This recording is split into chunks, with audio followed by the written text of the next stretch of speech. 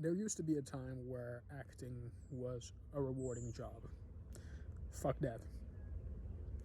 Rappers, believe it or not, can go independent. What's an actor gonna do? Put on a one-man show on the street? Maybe he or she's lucky they could do a one-man or woman show at a theater, hoping people care even the fuck enough to go see it. And let's be honest, ain't not a lot of young people that are going to see actors. Like, they're going to see concerts, they're going to go to festivals. Not many people doing that. So what can they do? Hopefully become a director, but then again, you're still dependent on the industry. So, and actors don't make a lot of money. Even if they make like 12.5 million, 33% or more of that is going to go on taxes. So basically, they're a government employee.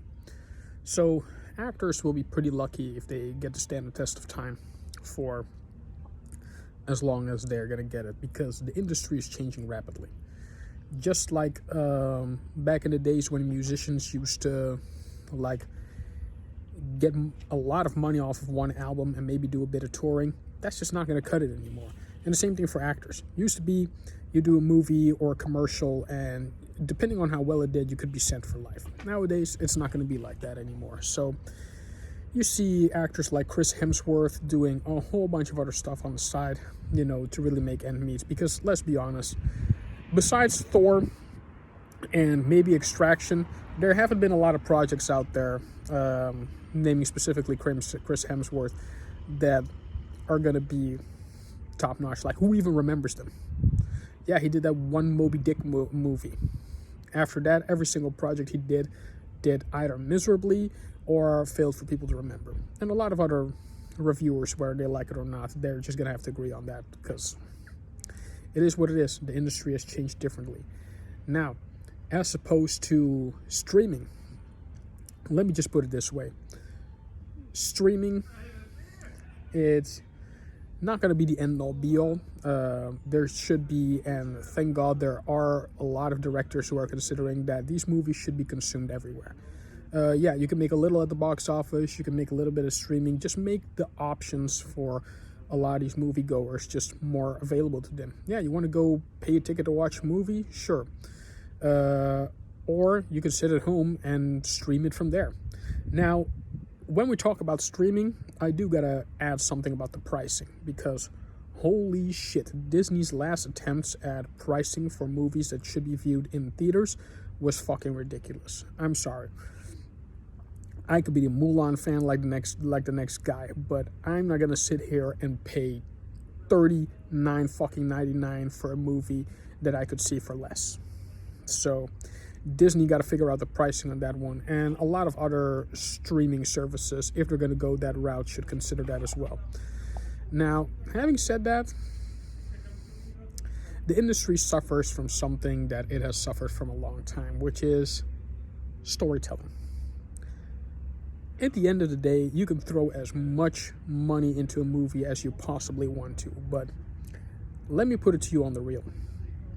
There are not a lot of people going to pay for the same story to be told over and over and over again. Now,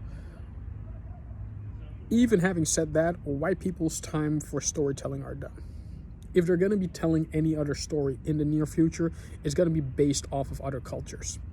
But they've already failed at that, considering that Narcos Mexico, the last season, was just horrendous. And that is because a lot of people that were directing these didn't know anything about Latin American culture. First of all, they're not all solely white. Second of all, in Venezuela and Colombia alone, there are like 24 different dialects combined. So let's have you go into Mexico and let's have you hire a Dominican guy trying to be Mexican. It ain't gonna fucking happen. So a lot of other cultural consultants will have to be looking at that into future movies to make sure that these movies are accurately told. Because then you get The Woman King. And The Woman King had a lot of backlash, not only for its failed attempt to copy history or to tell the historical accurate story, but they just did a lot of shit to make them kind of seem like heroes. All right? And this is something in the black community that we don't talk about at all that much because, man, let's be honest here. Black people have been selling out other black people. And these historical accuracies when it comes to Africans participating in the selling of their own people, come on now. This was talked about since 2004, but nobody wanted to hear it. All right? My own teacher back in the Caribbean got scolded out for even mentioning it. So, yeah, we got a lot to do when it comes to telling stories in the future. Because it's still a great medium, after all. I've enjoyed it for many years. And if we want to rub it in the face of more white people, let's be honest, y'all were not the best storytellers. Even in the moments of cinematic history, the greatest storytellers have always been the Japanese. And we see that back in anime also. Like, Japanese people know how to tell a fucking story. All right? It can be as ridiculous, it can be as dangerous, it can be as evil, it can be as monstrous as possible, or very beautiful. Like, I've grown up on a lot of anime classics, and let's be honest, the real-life movies need to match up more with what they're doing with anime. That's just me off the bat. Now, the industry itself, let it die. Let another Hollywood be created, because this one, trust me, again, I've said it before, you're so worried about Netflix's cuties not knowing that Disney tried to romanticize fucking a 12-year-old. Hashtag Pocahontas. So, yeah, y'all can really miss me with that bullshit. So, with that being said, I'm going to be gone, and have a great day. Ciao. Oh yeah, and please like, share, subscribe, do all that jazz if you want to see and hear more.